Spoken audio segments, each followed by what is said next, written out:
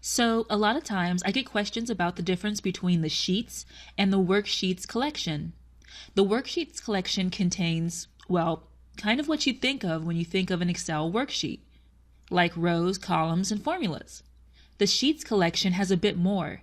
It contains a collection of worksheets and other types of sheets like chart sheets and macro sheets. So if I wanted to add a chart sheet, I would need to use sheets, not worksheets. Let me show you. In this test sub procedure, I'm going to first use the worksheets collection and try to add in a sheet. So I'll go ahead and type in worksheets dot add. I'll hit my space bar and I want to add in a chart sheet here. Well, right now in my tooltip, when it pops up, I'm on before.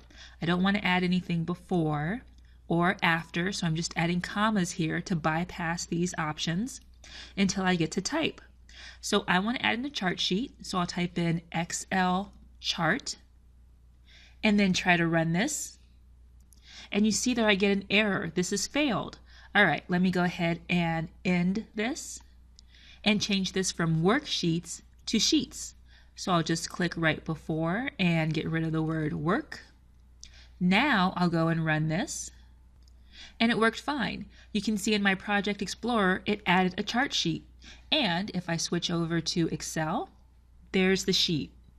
All right, let me go ahead and switch back over to my VBA.